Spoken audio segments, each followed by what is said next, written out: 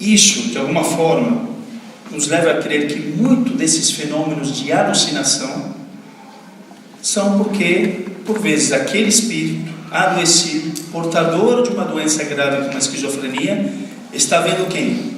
Os cobradores desencarnados, certo? E que ele vai se sentindo de alguma forma perseguido e que também nos explicaria alguns delírios. Mas isso é regra? Será que tudo aquilo que paciente portador de esquizofrenia, com seus sintomas psicóticos, com as suas alucinações, dizendo que ele está escutando, dizendo que ele está vendo, é essencialmente fruto de ação obsessiva? Não necessariamente. E olha o que nos diz Emmanuel no livro Consolador, a questão 52, a primeira parte, que ele aborda o tema da psicologia. A alucinação é sempre um fenômeno intrinsecamente espiritual. Por quê? Porque somos espíritos. Quem vivencia a alucinação é um espírito, portanto ele intrinsecamente é espiritual. Mas pode nascer de perturbações estritamente orgânicas, que se façam reflexas no aparelho sensorial, viciando o instrumento dos sentidos, por onde o espírito se manifesta. Então vejam só que interessante. Nem toda alucinação visual ou auditiva é fruto de uma ação de obsessores. Ela pode ser de origem orgânica. Se é um espírito adoecido no seu campo mental, psíquico e das emoções, ele vai se utilizar do quê? Do cérebro para a manifestação do seu pensamento, da sua vontade e de tudo que diz respeito às questões cognitivas. É a base disso. Mas é um tipo de pensamento viciado, adoecido.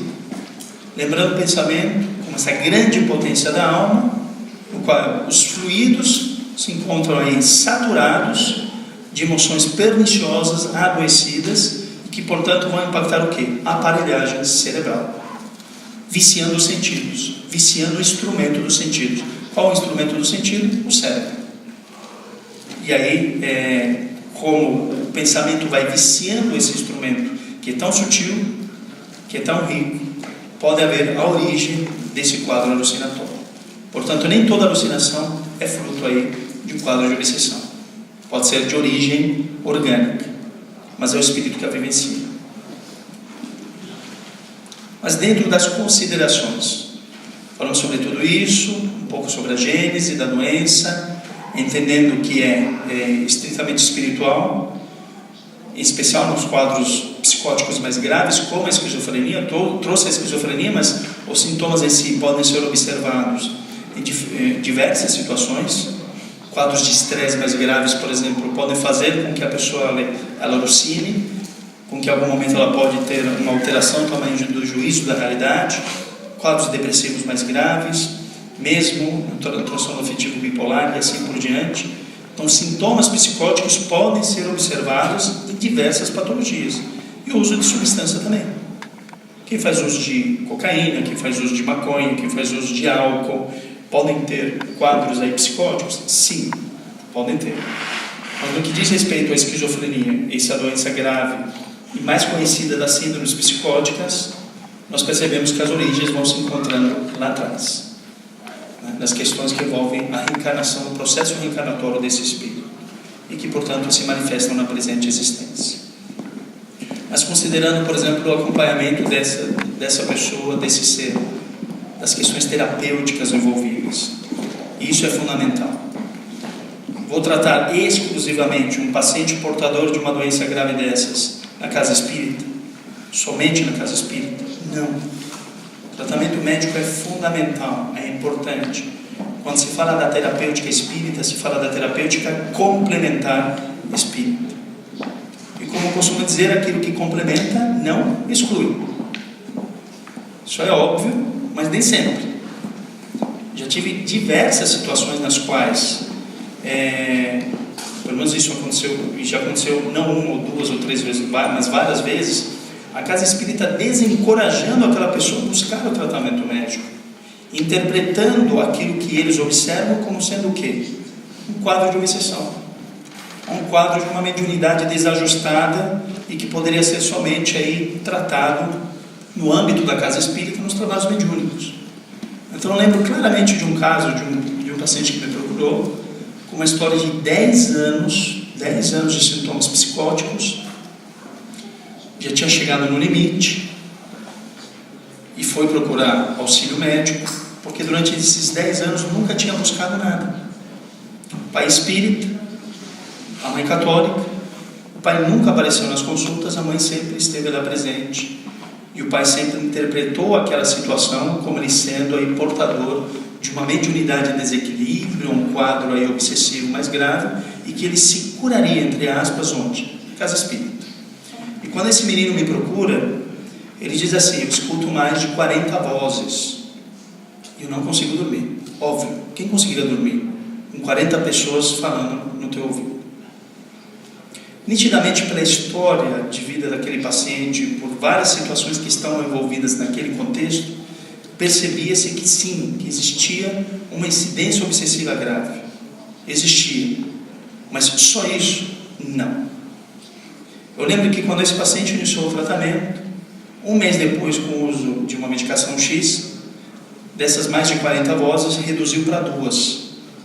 Então reduziu bem. Então alguma coisa a medicação ajudou. Então esses preconceitos fazem com que muitas pessoas demorem para buscar um tratamento adequado e olhem as medicações como sendo aí algo, né, é um terror. Eu não tenho nada com laboratório, ninguém me patrocina, nada disso, eu estou falando a favor dos remédios. Mas também são recursos terapêuticos dos quais nós devemos lançar mão, e são recursos divinos.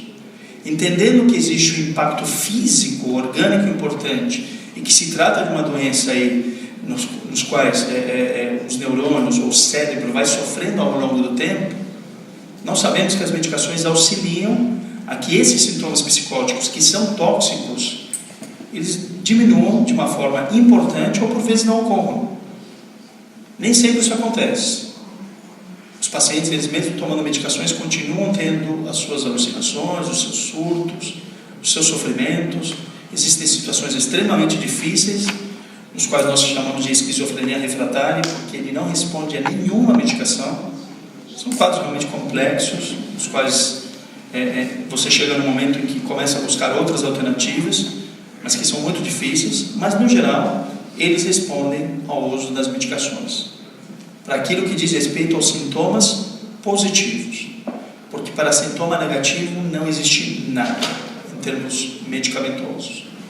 O que nós fazemos obviamente, buscar para aquela pessoa recursos terapêuticos que envolvem a psicologia, a terapia ocupacional, o apoio da enfermagem, da assistência social, para poder ampará-lo da forma mais ampla possível e estimulá-lo cada vez mais em termos cognitivos. Isso auxilia muito para que esse paciente, com o longo do tempo, também tenha maior autonomia. E em paralelo, fazendo uso, obviamente, das medicações que vão atuar no sistema nervoso central, no cérebro, na parte dos neurotransmissores, que são as substâncias que permitem com que haja essa comunicação entre os neurônios e que de alguma forma ele se mantenha relativamente bem. Lembrando que o espírito interfere no corpo físico e vice-versa. Essa relação é muito íntima enquanto estamos encarnados. Então, ter o equilíbrio físico, orgânico, entendendo em especial aquilo que Emmanuel nos diz, que muitas das alucinações podem ter origem no campo orgânico, as medicações são um recurso precioso, porque vai lhe trazer o equilíbrio que o espírito necessita para ele poder se manifestar através do seu corpo físico. Então, tendo mais equilíbrio, as suas faculdades mentais têm um instrumento mais apropriado. Então, o tratamento é fundamental. E desde que possível, complementá-lo, por que não? Com a assistência que as casas espíritas podem fornecer, isso é ótimo. Por quê? Entendendo que não só para os trabalhos de desobsessão, porque embora possam sim haver, ou pode haver algum quadro obsessivo, alguma incidência obsessiva, isso não é regra. Não é regra, nem sempre existe. Mas a terapêutica do passe, que é a imposição de mãos, que pelo menos no Brasil, algumas universidades já têm feito alguns estudos muito interessantes, mostrando que ajudam a diminuir os níveis de estresse, os níveis de ansiedade. Para pacientes que vivenciam essas situações de uma forma corrente, o passe se mostra uma terapêutica muito interessante. Até porque ele tem uma ação, além de ter uma ação orgânica, física, porque tem uma ação nas matrizes psíquicas, no corpo mental, que vai anteceder a formação do perispírito. Então, essa dinâmica dos fluidos ajuda muito para que, por vezes, esses sintomas, inclusive, diminuam. Então, a terapêutica complementar espírita ela vai se mostrando muito interessante nesse sentido, seja pelo passe, seja pela própria água fluidificada, enfim, seja pelos trabalhos de desobsessão, quando necessários. Mas, acima de tudo, o quê? O Evangelho. Acima de tudo. Não existe terapêutica maior. Porque se nós estamos falando de espírito que adoece, como nos diz o Dr. Bezerra de Menezes, porque se descobre em delito, entre aspas, ele percebe que se afastou das leis universais, das leis que regem a nossa existência, eu preciso ir na raiz do problema. Posso ter medicação, posso ter psicologia, posso ter terapia ocupacional, assistência social, posso ter a terapêutica complementar espírita, entendendo-a como paz, água fluidificada, trabalho de desobsessão, mas se não houver a transformação íntima desse ser, não há cura. Cura no sentido de transformação, porque a medicina não cura nada. Da maneira como nós entendemos, a medicina não cura nada. O nosso entendimento de cura é de extirpar a doença, de arrancar a doença. É esse o nosso entendimento de cura. Mas o sentido natural do termo cura é cuidado.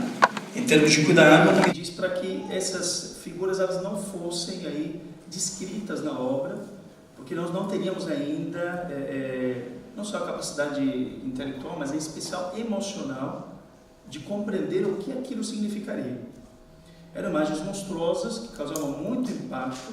Isso que o Dr. Bezerra de Menezes diz, essas são as formas de pensamento da humanidade, que elas vão sendo projetadas no espaço, vão sendo aí sustentadas pela vontade dos seres e iam criando essas formas monstruosas do espaço, indicando mais ou menos o estado vibracional de cada nação, de cada cultura, do planeta em que nós nos encontramos, e entendendo como que isso vai retroalimentando as nossas ações e vai indicando de alguma forma a maneira como nós nos encontramos neste momento.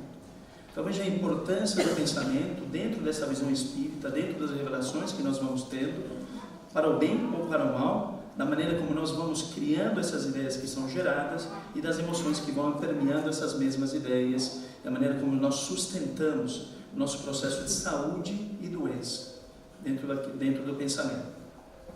Dentro da psiquiatria, quando nós avaliamos as questões que envolvem pensamento, envolvem vontade, temos um olhar muito superficial, através da chamada psicopatologia, que é um olhar fenomenológico.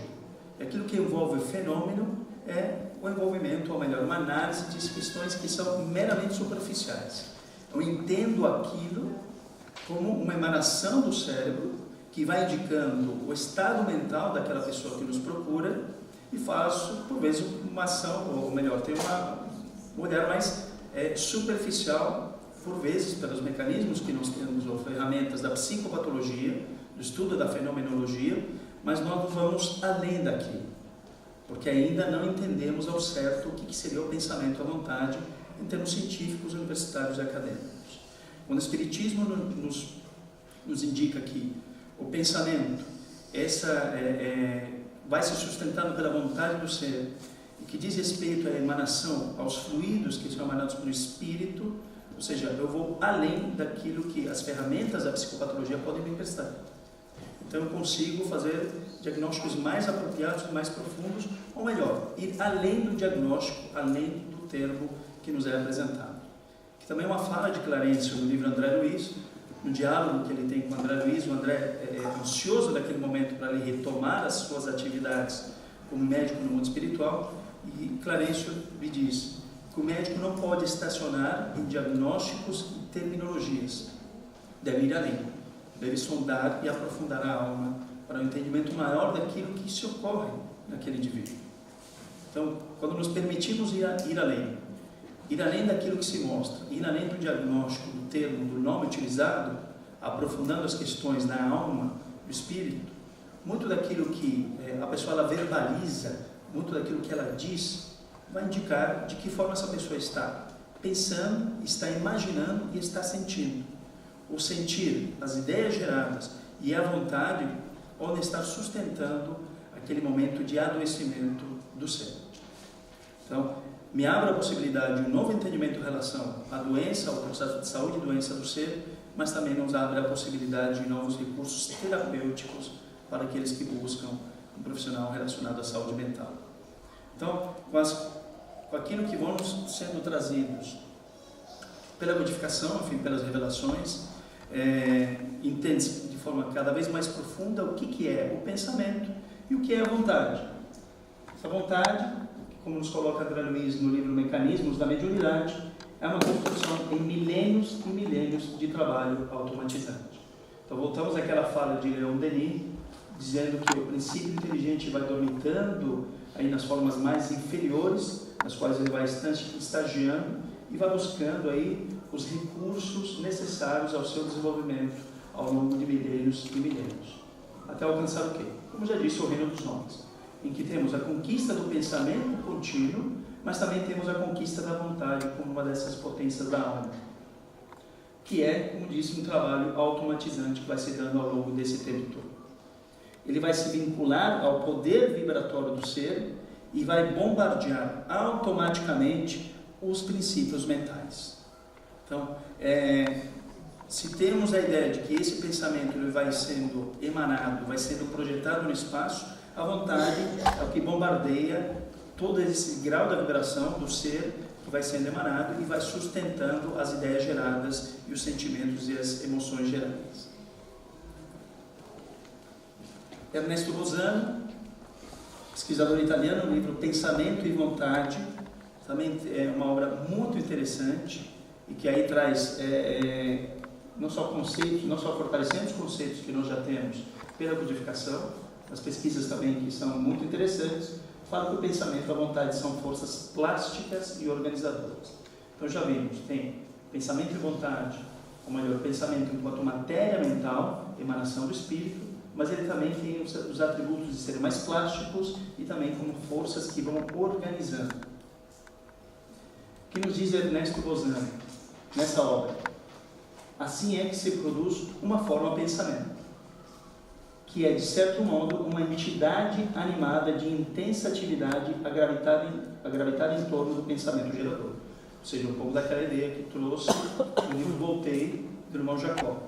Formas de pensamento, que é uma entidade animada, que tem vida, entre aspas, por ser gerado aí por aquele ser pensante. Se esse pensamento implica uma aspiração pessoal de quem o formulou, tal como se dá com a maioria dos pensamentos, voltei então ao derredor do seu Criador, pronto sempre a reagir de forma benéfica ou maléfica, cada vez que o sinta em condições passivas. Então, obviamente, o primeiro ser impactado pelo pensamento é o ser pensante. Então, por vezes nos pegamos em situações, em condições de que, por ter discutido com alguém ou estar muito chateado com alguma situação específica, obviamente que as ideias que são geradas e as emoções emanadas são por vezes de tristeza, de raiva, de ódio, emanadas na direção de alguém ou de alguma coisa. Mas dentro das leis de ação e reação, entendendo que o pensamento é matéria mental, que tem as questões da forma pensamento e elas vão se sustentar pela vontade do ser pensador, obviamente que vão se criando, como eu já disse, essa esfera vibracional, psíquica ao lado do próprio ser, e elas vão dentro desse ciclo vicioso do pensamento, também gerando e fortalecendo ainda mais essas ideias de tristeza, de raiva ou de ódio que seja, e fortalecendo essas emoções, esses sentimentos que vão seguindo na mesma linha. Para o bem e para o mal, porque ao mesmo tempo, se eu busco ideias que na verdade são enriquecedoras, voltadas às questões, como eu disse Joana de Ângeles no início da apresentação, as questões sociais, culturais, artísticas, filosóficas, mas de alto valor, obviamente que elas, dentro dessas leis de ação e reação, também vão fortalecendo com que eu consiga me manter um outro padrão vibratório, também com emoções e sentimentos dos mais ricos. Isso auxilia nas questões que envolvem a fisiopsicossomática, ou seja, elas vão auxiliar no meu processo também de saúde. Daí, quando uma vez o paciente, as pessoas que vão buscando os profissionais de saúde, a importância também de orientá-los no bem pensar, que pouco se faz dentro de uma visão materialista ou mais reducionista. Porque estamos o quê? Olhando aquele ser dentro do seu aspecto de adoecimento, mas sem considerar as questões profundas da alma. Sem considerar que, por vezes, aquele adoecimento é fruto de ideias que são geradas, permeadas por sentimentos menos nobres, e que o fazem adoecer.